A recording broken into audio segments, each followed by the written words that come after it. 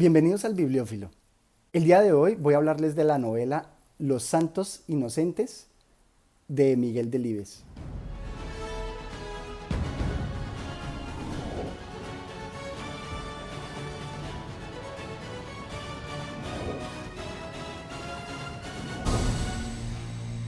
Es una novela imperecedera, publicada en 1981, pero ambientada en 1960. La novela está ambientada en el espacio rural de España. Sin embargo, todos sus aspectos pueden ser fácilmente trasladados a cualquier ambiente rural de Latinoamérica, donde nos va a contar de todas las relaciones de poder que existen entre los hacendados, los terratenientes, los señores, los señoritos y toda su servidumbre. Lo primero que resalta en la obra es la subdivisión de los capítulos, y en cada uno de ellos nos va a presentar a los personajes expresándose de ellos de la manera más coloquial posible, como es por ejemplo hablar de el Azarías, la Régula, toda esa comunicación tan presente en nuestra Colombia. También nosotros nos expresamos así de la Yesenia, de el Pedro y así sucesivamente. Pero esto lo que remarca, y a través de la historia también se nos muestra, todo el analfabetismo, porque va a ser una preocupación para el autor el mostrar inclusive cómo la firma va a otorgar a las personas un estatus. Que también el epíteto, porque muchas veces así nos conocemos con las personas en el ambiente del campo, en el ambiente rural. Por ejemplo, Paco el Bajo. Su distintivo va a ser bajo. Asimismo, pues tenemos innumerables actividades que son las que nos van a dotar de nuestra personalidad. Entonces va a hablarse de Eduardo el mago, o también nos van a hablar de Juan el médico, y así todo esto pues va a hacer que la construcción de la obra sea bastante envolvente, muy precisa. Otro de los aspectos que también me gustan enormemente es la forma en que está escrita. Es una forma bastante poética y musical, porque va a mostrarnos toda esa descripción y todos esos diálogos en una forma que rompe nuestro esquema. Es una lectura que al principio puede ser un poco complicada, no solamente por las descripciones que hace muy rurales y los diálogos pues también que quieren mostrar ese lenguaje rural, esa forma de expresión rural, sino también que el autor decidió no emplear sino únicamente comas y puntos al final de los capítulos. De resto, pues no hay mucha orientación más que el desenvolvimiento de la narración. Y yo creo que todo esto tiene una importancia capital y es precisamente mostrar una dinámica, un ritmo que nos va a ambientar en lo rural, que nos va a tratar de romper los esquemas. Nada más en una de las escenas más emotivas es la explicación del uso del lenguaje en castellano, donde nos dice la C con la A suena K, la C con la E suena C, la C con la I suena sí, y así sucesivamente, en donde a través del estudio del lenguaje él nos va a mostrar toda esa magia que hay, no solamente durante el aprendizaje, sino en cómo las personas rurales muy analfabetas pues van a encontrar esas reglas como muy arbitrarias y muy jocosas. Pero partiendo de allí, la magia de Miguel Delibes es que nos va a presentar todo el ambiente rural, pero también todas las tragedias, todo lo que sucede en el ambiente rural. Y todas esas tragedias, que son muy humanas, pues van a desembocar en la historia de la humanidad. Me atrevería a decir que no solamente por España y nosotros, sus hijos de Latinoamérica, sino que esto aplica a cualquier ambiente rural, ya sea en Rusia, ya sea en Francia, porque ese espíritu rural es inalienable del ser humano. Todo sitio donde exista un campo, vamos a sentirnos identificados.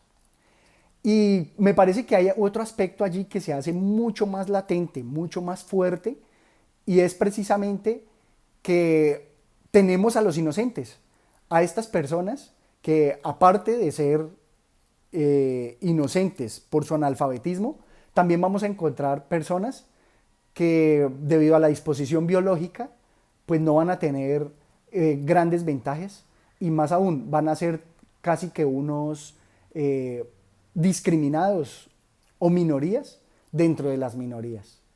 Ahora sí, trayendo a colación todos los ejemplos que encontré, miren esta comunicación tan poética en el siguiente pasaje.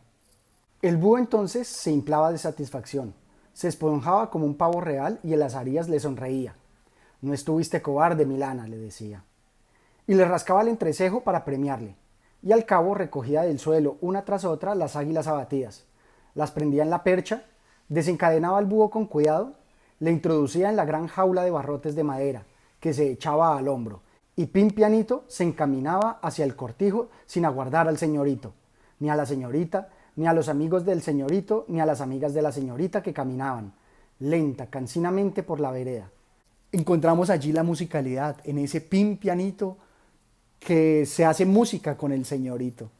Y aquí también se ve pues lo que les mencionaba, no hay ninguna discriminación entre lo charlado. Nos da a entender como que si esa narración fuera la narración de cualquier chismoso del pueblo, o más bien, no lo llamemos chismoso, más bien un juglar del pueblo, que nos está contando lo que ha sucedido en sus alrededores, y lo cuenta así, de manera muy desparpajada, muy tranquila, muy coloquial. Pero lo más emotivo de la obra no es solamente cómo nos ambienta en ese ambiente rural, no se queda allí.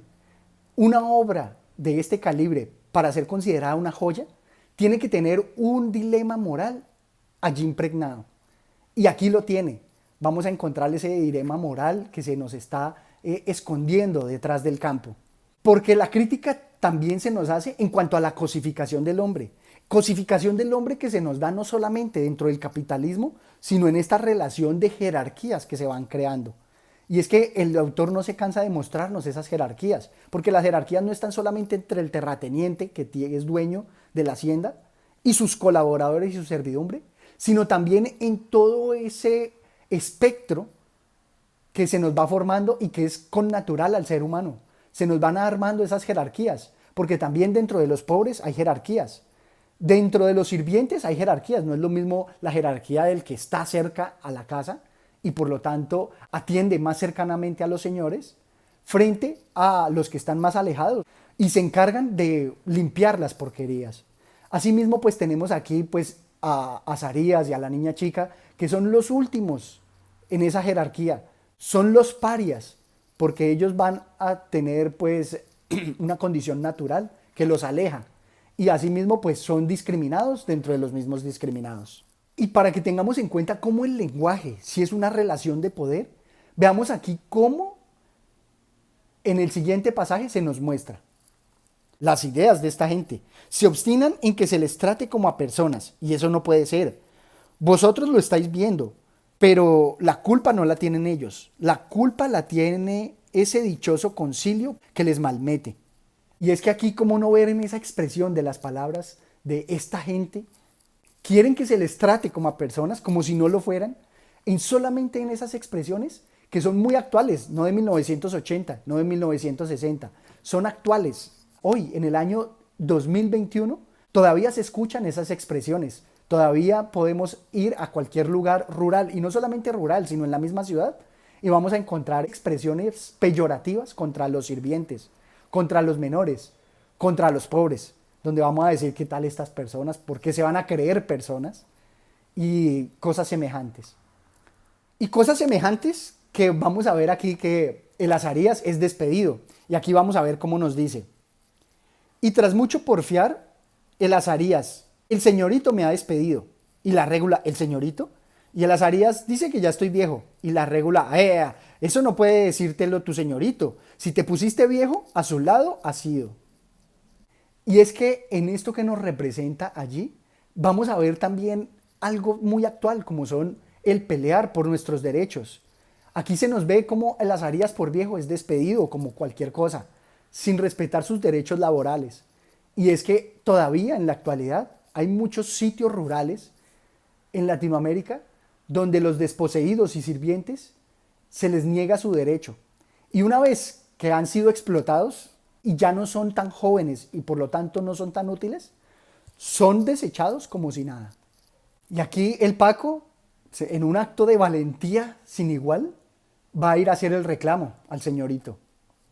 Pues el Azarías no miente, que es cierto que le despedí. Tú me dirás, un tipo que se orina las manos, yo no puedo comerme una pitorra que él haya desplumado. ¿Te das cuenta? Con las manos meadas. Eso es una cochinada. Y dime tú, si no me pela las pitorras, ¿qué servicio me puede hacer en el cortijo un carcamal como él que no tiene nada de aquí? Y se señalaba la frente. Se hincaba con fuerza un dedo en la frente y Paco el Bajo, los ojos en las puntas de sus botas, continuaba girando la gorra entre las manos, así, sobre la parte, y al fin juntó valor y... Razón, bien mirado no le falta, señorito, pero hágase cuenta, mi cuñado echó los dientes aquí, que para San Eutiquio 61 años, que se dice pronto, de chiquilín como quien dice. Pero el señorito agitó una mano y le interrumpió. Todo lo que quieras, tú menos levantarme la voz, solo faltaría que si a tu cuñado le aguanté 61 años, lo que merezco es un premio, ¿oyes? Y así nos pasa. Así vemos cómo las condiciones laborales de mucha gente son así paupérrimas.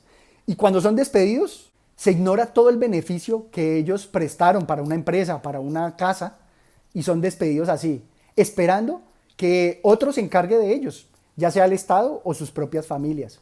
Y aquí la crítica es así vehemente, porque quiero destacar aquí cosas que inclusive vamos a ver más adelante, que a pesar de que esta obra fue llevada al cine, hay cosas que en el libro se ven y son mucho más críticas que solamente en el cine, o que se pueden pasar desapercibidas, como son esos gestos.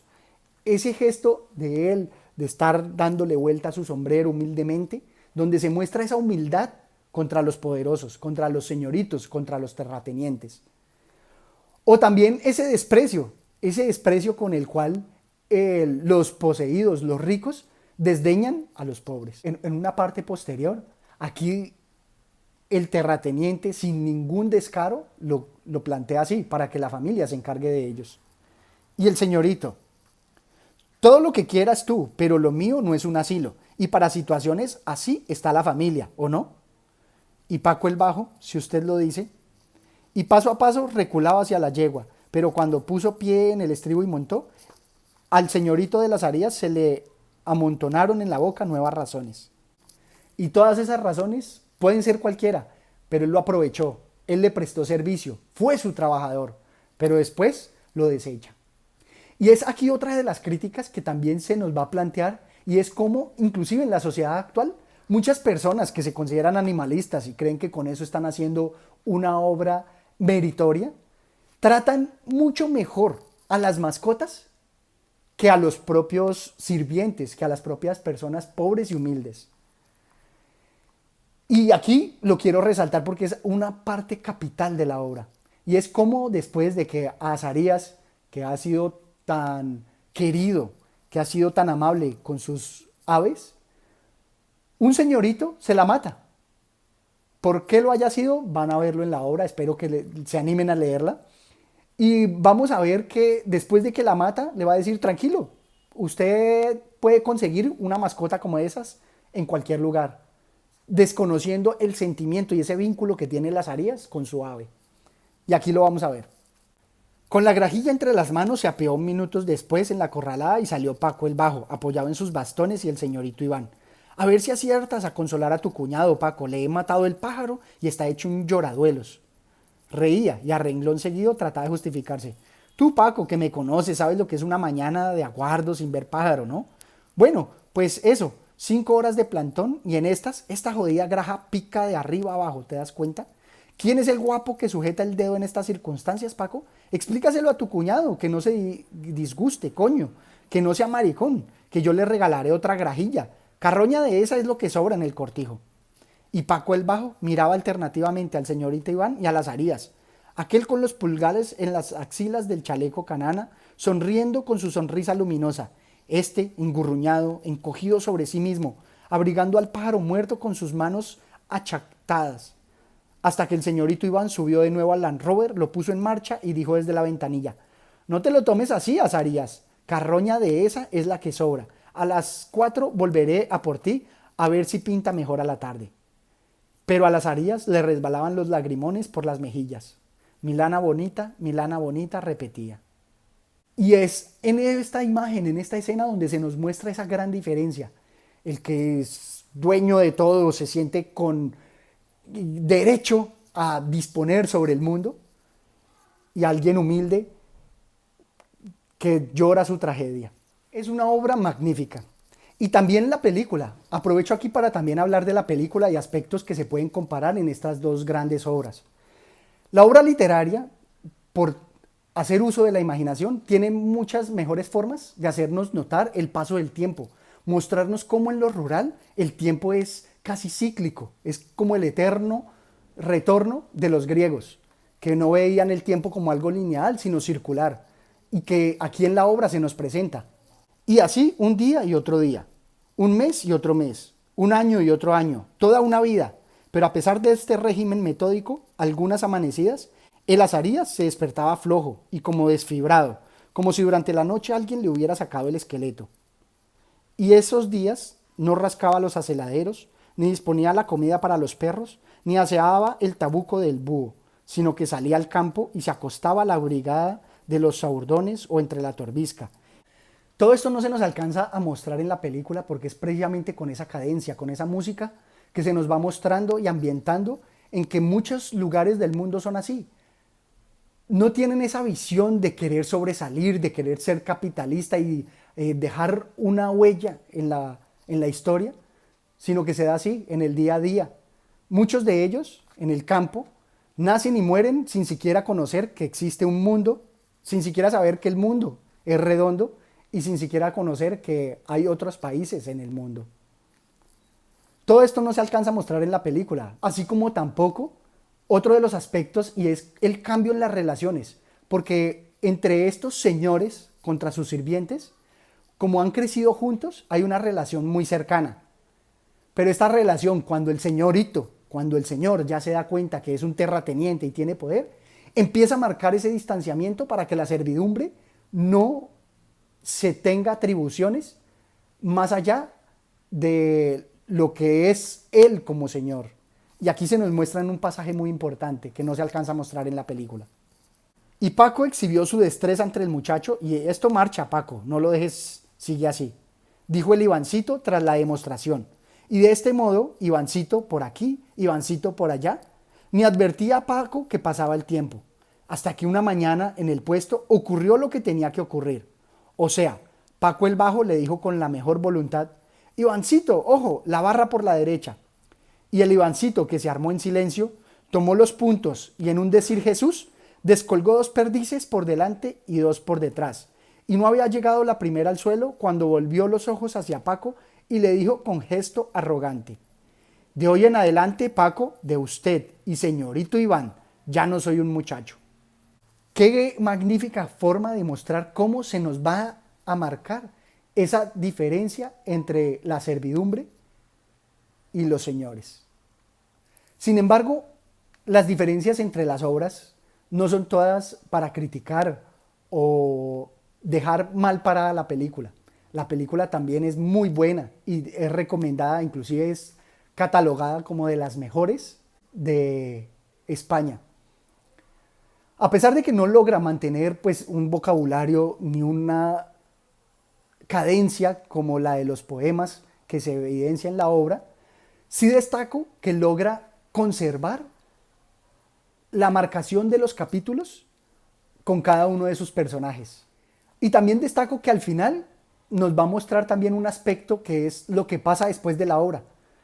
La novela termina de una forma magnífica, pero también da preguntas, da cabida a que nos queden dudas de qué va a pasar después, que es algo que se aborda aquí en la película.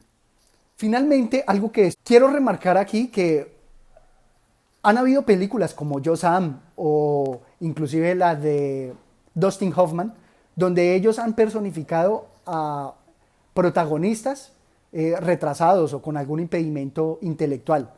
Acá en la película no se logra mostrar eso y creo que es algo importante porque ese aspecto de inocencia y también el hecho con el cual cierra la obra son de un aspecto capital. Me parece que en la obra de Delibes se alcanza a mostrar cómo esa tragedia que va a desembocar no va a escapar a la maquinación de Azarías. Vamos a ver que a pesar de sus cortas entendederas, él es alguien muy consciente que pudo urdir una estrategia para cometer y desquitar su hecho. Pienso que este aspecto es una fuente de reflexión inmensa. Esto es todo cuanto traía para ustedes y espero sus críticas en la caja de comentarios. Espero que se animen tanto a leer la obra, que es muy corta y muy amena, como la película, que se encuentra muy fácilmente por internet. Comparen las obras y déjenme sus reflexiones en los comentarios. Hasta una próxima oportunidad. Adiós.